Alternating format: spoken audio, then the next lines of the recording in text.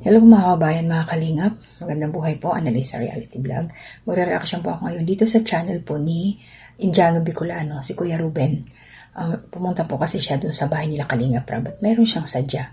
Dalawa po ang magiging topic ko dito. So unahin ko po yung mga sinabi ni Kalingap Rab. Dito po kasi naglabas siya ng kanyang saloobin patungkol kung ano mga nangyari. So, isa-isahin po natin yon. Pero una sa lahat, shoutout po. Supportahan natin ang Kalingap. Yan, sila Kuya Bal Santos Matubang, founder po ng Kalingap.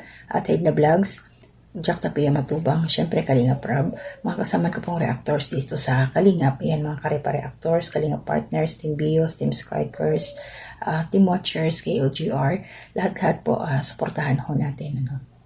So, ito na. Dumating doon si Kuya Ruben. Ruben, bahala na. Kung ano yung pagkakabigkas ng kanyang pangalan. Nagsalita dito si Kalingap Rab. So, mayroon pa akong kinuhang clip. Paparinig ko muna ito sa inyo para ho doon sa mga hindi pa nakapanood. At saka hindi alam ang channel ni Indiano Bicolano. Kasi dito po, talaga naman puso sa puso ang pagsasabi ni Kalingap Rab kung ano yung kanyang nararamdaman.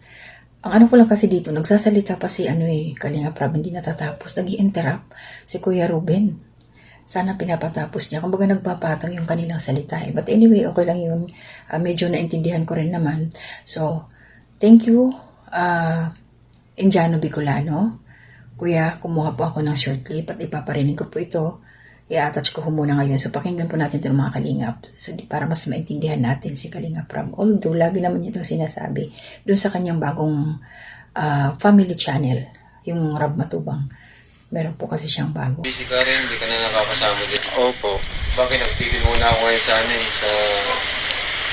sa main channel ko. Opo. Nagpa-family vlog muna ako ngayon. Pero, nagsa-charity pa rin naman ako din. Pero yung laylo muna ako sa Kalingap.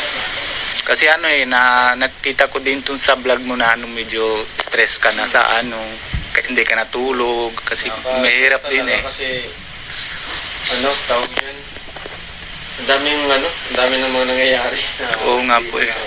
Nabasa ko din na yung mga comment kaso hindi na ako baga tawag yan na mga nadadamay kasi ako dun sa mga sa mga ibang gawa ng iba na wala akong kaalam-alam. Parang gano'n. Kaya ako naman, syempre busy naman ako sa mga family. Hindi na ako maglala ng time sa mga ganyan. Kumaga, mas focus ako ngayon sa pag-charity ko sa mga beneficiaries ko. Kaya so, yung mga ginagawa ng ibang kalingap na sabihin na natin reactor o sponsor o anuman, kalingap partners, lahat. Hindi ko na alam yung mga ginagawa nila. Kasi, welcome lang namin sila. Di naman namin sila yung parang empleyado na dapat ay bantayan. Tama po. Kaya kung may nagawa silang masama, kami yung damay. Siyempre. Sa aming balik. Opo. Kaya ngayon wala na akong gana na magpa-entertain muna ng mga... Gusto ko lang makatulong din kasi sa mga kaibigan natin. Pero yun nga, di pala lahat ng matutulungan mo o lahat ng welcome mo is makakabuti sa'yo. Tama. Di lahat. Tama. Marami naman na talagang andyan talaga yung respeto at talagang mabuti yung intention. Na lahat. Ko na yung GC kasi yung iba naman hindi na naman nagpapakita. Diba? Tama. Walang nang yun. Kumbaga, muna talaga ako. Pahinga muna. Kumbaga, buti itong family ko. At least to, talagang pagkakatiwala. Pamilya ko to eh. Oo nga po. Walang stress dito. Lahat ng gawin ko, walang nangyayari masama. Kaya yun. Pero okay naman din na yung nasa tama din. Tuloy pa rin naman pagtulong ko din sa personal account ko. Tama. Pero ang kasama ko, pamilya ko. So yun po ng mga Kalingap. Nagsalita na si Kalingap Rab dito sa channel ni Indiano Bicolano. Yung pagtigil niya sa kanyang main channel, yung Kalingap Rab, kung saan siya nagcha-charity. So, may bago na siyang YouTube channel para sa mga bago pa lang ho sa akin, Munting Kubo. Hayaan niyo po, i-attach ko yung channel ni Kalingap Rab doon sa kanyang family, yung family vlog niya. So, meron pa rin naman siyang ginagawang charity doon. Yun nga lang, ang pinagkaibahan, yung kanyang kasama na is yung kanyang pamilya. Talaga. Marami siyang na-realize, marami siyang natutunan dito. Tapos, kasi nga, ayaw pa niyang, kumbaga, na-stress na siya doon sa wala siyang kamalay-malay na may mga kalinga partners daw, mga sponsors, mga reactors, na hindi naman lahat. May ginagawa na nadadamay sila, wala siyang kaalam-alam. So, kumbaga, toxic na para kay Kalinga Prab doon sa kanyang main channel. So, nag-relax muna siya, kaya yun naisipan niyang mag-family vlog na muna. Although, nandun pa rin naman siya, bihira lang mag-vlog doon sa kanyang main. Tsaka may mga natutunan siya dito na hindi pala lahat daw ng kanyang matutulungan at i-welcome niya is makakabuti sa kanya. So, hindi naman lahat. Kasi si Kalinga Prab, kumbaga hindi siya marunong hindi. Pag may lalapit, yan, makasama. Diba, nakita naman natin sa main channel niya, ang dami-dami nila na nagbibiyahe. May time pa naman na para mabago ang sitwasyon. Narinig nga dito, meron pala silang group chat na inalis muna ni Kalinga Prab kasi nga daw yung iba, hindi naman na rin nagpaparamdam.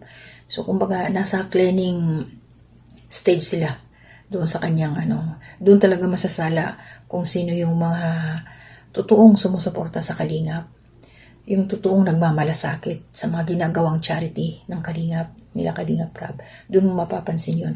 At kung sino yung mga sponsors na taos puso, yung pag-support talaga na sponsor na walang ibang iniisip, kundi ang makatulong lang. So ngayon, sabi nga niya ni Kalinga Prab, mas okay siya dito ngayon sa kanyang family vlog dahil pamilya niya ang kanyang kasama at ang pamilya talaga ay yun ang pagkakatiwalaan. Sa pamilya, nandun yung tiwala. Diba? So, good luck sa'yo, Kalinga Prab. Alam ko, nararamdaman ko yung sitwasyon mo ngayon, yung iyong saloobin. Parang sa tingin ko dito, inabuso ang kabaitan ni Kalinga Prab. Nasobrahan sila. So, syempre, kahit sino mapapagod. Tumulong ka na nga Tapos ikaw pa yung mapapasama. O di, tama lang yung ginawa ngayon ni Kalinga Prab na relax muna, pahinga muna, bukas sa pamilya. Diba? At may pagtulong pa rin naman. So, yun lang din sa akin ngayon. Maraming salamat. Okay, mga Kalingap, yun lang po yung nakita ko at narinig ko sa mga sinabi ni Kalinga Prab. So, naunawaan ko yun siya. At isusunod ko dito, meron akong napansin kay Kuya Robin. Bibigyan ko siya ng reaksyon patungkol doon. So, i-upload ko lang po muna ito. Ay, yung mga nabanggit dito ni Kalinga Prab, sana magmuni-muni din tayo at meron tayong natutunan na hindi lahat ng aakapin mo ay makakabuti sa'yo. So, kailangan, meron pa rin limitasyon. Ba? Hindi pwedeng all out. Kasi pag nagkaganyan, ayun nga, yung iba, magandang intensyon, yung iba naman, abuso. Yeah? So, kung tayo tinutulungan lang, matuto rin naman talaga na magkaroon ka ng limitasyon, ng respeto sa taong tutulong sa'yo. Diba? Ganun lang naman yun huwag masyadong mag-overconfident. So maraming salamat po. And shout out po sa inyong lahat. And welcome po doon sa mga bagong pasok sa aking munting kubo. Salamat po sa pagsuporta ninyo. Mga silent viewers, commenters, naglalike, nagsishare. Mga hindi po nag-i-skip ng ads, thank you so much. So hindi po muna ako mag-shout out ng inyong mga pangalan. Basta always po nandito kayo sa aking puso. Mag-iingat po tayong lahat. To God be the glory.